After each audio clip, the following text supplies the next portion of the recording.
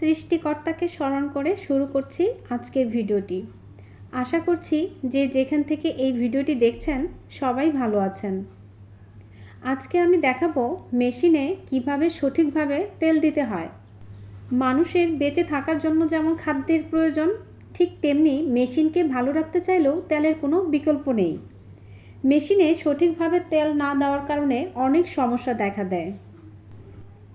তাই আমাদের শুধু সেলাই করলেই হবে না, পাশাপাশি সেলাই মেশিন কিভাবে ভালো থাকবে সেই দিকেও খেয়াল রাখতে হবে। মেশিনের কোন অংশে কিভাবে তেল দিতে হবে তা আমি এই ভিডিওতে ডিটেলসে বলার চেষ্টা করব।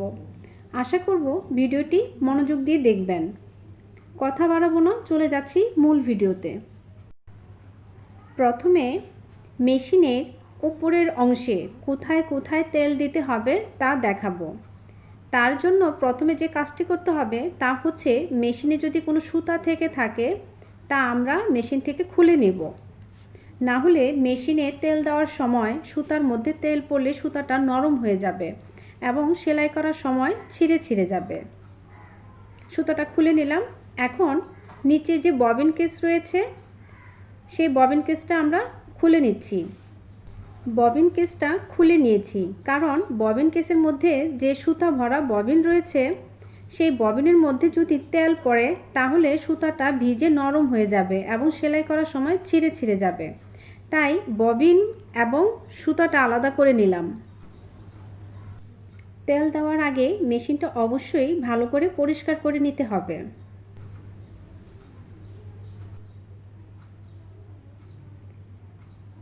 মেশিনের উপরের দিকে যে ছোট ছোট ছিদ্রগুলো দেখতে পাচ্ছেন, এই ছিদ্রগুলোতে আমরা তেল দেব।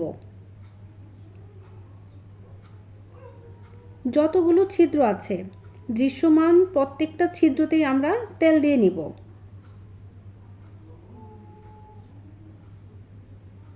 এই ছিদ্রগুলোতে আমি 1 ফোঁটা করে তেল দিয়ে দিচ্ছি।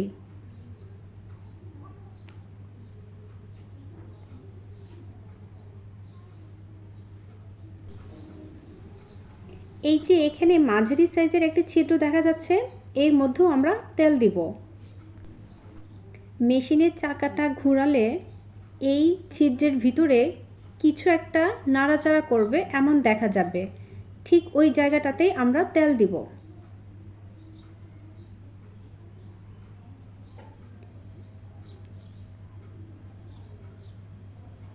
আমি ভিতরে 1 ফোঁটা তেল দিয়ে দিচ্ছি। তারপর এইখানে একটি বলের মতো অংশ দেখা যাচ্ছে, এই জায়গাতেও তেল দিতে হবে। এখানেও 1 ফোঁটা তেল দিয়ে দিচ্ছি। এখন তেল দিব এই যে দেখা যাচ্ছে নিডল বারটা, এই নিডল বারেও তেল দিতে হবে। চাকাটা মেশিনের চাকা ঘোরালে এই লোহার দণ্ডটি ওঠানামা করছে। এই লোহার দণ্ডের মাথায় 1 ফোঁটা তেল দিয়ে দিতে হবে। তেল দেওয়ার পর মেশিনের চাকাটা একটু ঘুরিয়ে দিচ্ছি যেন তেলটা মেশিনের ভিতরে প্রবেশ করতে পারে। তারপর সেলাই ছোট বড় করার জন্য যে মিটার রয়েছে সেখানে আমরা 1 ফোঁটা তেল দিয়ে দিব, যেন খুব সুন্দরভাবে এই দণ্ডটি ওঠানামা করতে পারে। উপরের অংশে আমরা মোটামুটি তেল দেওয়া কমপ্লিট করেছি। এখন মেশিনের নিচের দিকে কিছু ছোট ছোট ছিদ্র রয়েছে, এই জায়গাতে আমি 1 ফোঁটা করে তেল দিয়ে দিচ্ছি।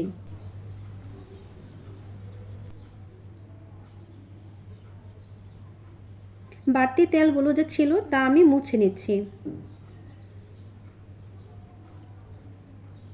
এইখানে দাঁতের অংশ দেখা যাচ্ছে, যেখানে আমরা কাপড় সেলাই করি সেই দাঁতের অংশেও তেল দিতে হবে।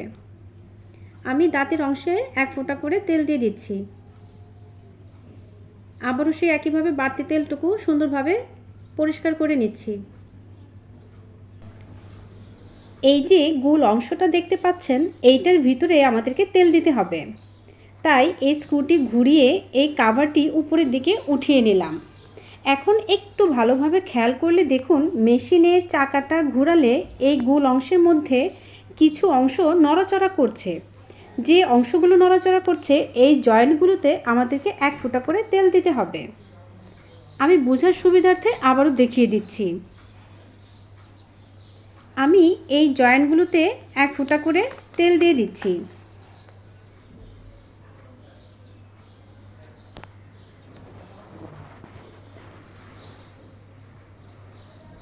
তেল দেওয়া শেষ হয়ে যাওয়ার পর এই ঢাকনাটি আবার সুন্দর করে লাগিয়ে রেখে দিব। এই যে অংশটুকু দেখা যাচ্ছে এই অংশের ভিতরেও আমরা তেল দিব। এই অংশে তেল দেওয়ার জন্য এই ঢাকনাটা আমরা টান দিয়ে খুলে নিব। একটু টান দিলেই ঢাকনাটা খুলে আসবে। একটু লক্ষ্য করে দেখুন, এই যে অংশটা নাড়াচাড়া করছে এই অংশটার জয়েন্ট কিন্তু এই গোল অংশটার ভিতরে। এখানেও আমরা এক ফোঁটা তেল দিয়ে নিচ্ছি। তেল দেওয়া শেষে ঢাকনা দিয়ে এই অংশটুকু আবার ঢেকে রাখবো। একটু চাপ দিলেই ঢাকনাটা লেগে যাবে। এখন মেশিনের এই অংশটাতেও আমরা এক ফোঁটা তেল দিয়ে দিচ্ছি এবং এই যে ডিস্ক দেখা যাচ্ছে ডিস্কের ভিতরেও এক ফোঁটা তেল দিয়ে দিলাম। এখন এই যে সাইড কভার রয়েছে এই সাইড কভারটা খুলে ভালোভাবে পরিষ্কার করে জয়েন্টগুলোতে তেল দিয়ে দিব। এই সাইড কভারটি প্রতিদিন খোলার দরকার নেই, মাসে একদিন বা 2 দিন খুলে ময়লা পরিষ্কার করে তেল দিলেই হবে। সাইড কভারটি খুলে নেবার পর ভিতরের অংশগুলো একটি কাপড় দিয়ে ভালোভাবে মুছে নিব যেন কোনো ময়লা না থাকে। মুছে নেবার পর এই যে জয়েন্টগুলো দেখতে পাচ্ছেন এবং স্প্রিংয়ের মতো অংশ দেখা যাচ্ছে এই জয়েন্টগুলোতে তেল দিয়ে দিব। আমি সব জয়েন্টগুলোতে তেল দিয়ে দিচ্ছি। এই স্প্রিংটাতেও অল্প একটু তেল দিয়ে দিলাম। তেল দেওয়ার পর মেশিনের চাকাটা ঘোরাচ্ছি যেন তেল সব জায়গায় সুন্দরভাবে পৌঁছাতে পারে। এখন সাইড কভারটি আবার সুন্দরভাবে লাগিয়ে দিচ্ছি মেশিনের সাথে। মোটামুটি মেশিনের উপরের সব অংশেই তেল দেওয়া শেষ হয়েছে। এখন আমরা মেশিনটা স্ট্যান্ড থেকে আলাদা করে নিচের অংশে কিভাবে তেল দিতে হবে তা দেখিয়ে দিচ্ছি। মেশিনটা খুলে নিচ্ছি।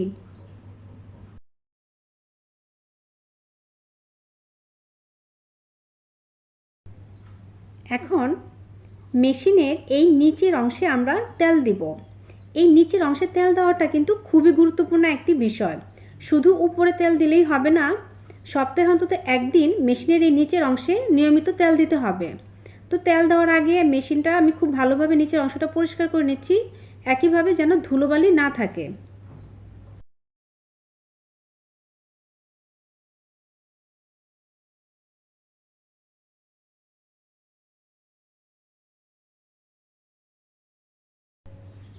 যতগুলো জয়েন্ট আপনারা দেখতে পাচ্ছেন প্রত্যেকটা জয়েন্টে আমি তেল দিব। প্রত্যেকটা জয়েন্টে এক ফোঁটা করে তেল দিয়ে দিচ্ছি। একটু ভালোভাবে খেয়াল করুন কোথায় কোথায় আমি তেল দিচ্ছি। এই প্রত্যেকটা জয়েন্টেই কিন্তু তেল দিতে হবে। এবং একটা বিষয় খেয়াল রাখতে হবে, মেশিনের চাকা ঘোরানোর সময় কিন্তু এই জয়েন্টগুলো নাড়াচাড়া করে, তাই কোনো অংশই বাদ দেওয়া যাবে না।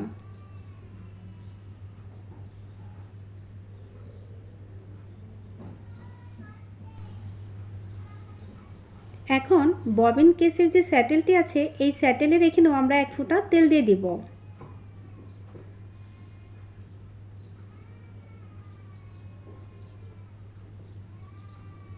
মেশিনের নিচের অংশে সব অংশে প্রায় তেল দেওয়া শেষ।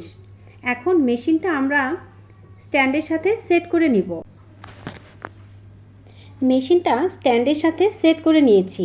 মেশিনের উপরে এবং নিচে এই 2 অংশেই তেল দেওয়া মোটামুটি শেষ। এখন আমি মেশিনের নিচে মানে স্ট্যান্ডের পাদানিতে আমি তেল দিব। তো কোথায় কোথায় তেল দিতে হবে তা ভালো করে দেখিয়ে দিচ্ছি। শুধু মেশিনের উপরে তেল দিলেই হবে না, মেশিনের এই যে নিচের অংশটুকু দেখা যাচ্ছে এই নিচের অংশেতেও সুন্দরভাবে তেল দিতে হবে। এই যে অংশটা দেখা যাচ্ছে বেয়ারিংয়ের সাথে এই স্ক্রুগুলোতে আমি তেল দিয়ে দিব। এখানে এক ফোঁটা করে তেল দিয়ে দিচ্ছি।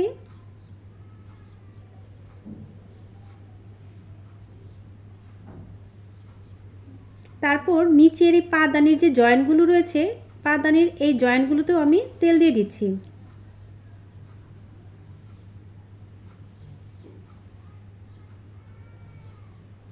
পাদানিটা ঘোরানোর জন্য বেয়ারিংয়ের সাথে যে একটা রড, এই যে রডটা দেখা যাচ্ছে রডের যে জয়েন্ট এই জয়েন্টে কিন্তু তেল দিতে হবে।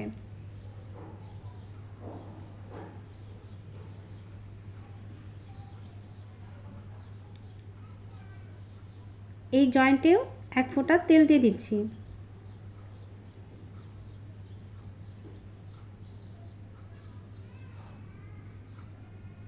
মোটামুটি মেশিনের তেল দেওয়া শেষ। মেশিনের উপরে, নিচে এবং পাদানিতে সব জায়গায় তেল দেওয়া শেষ হয়েছে।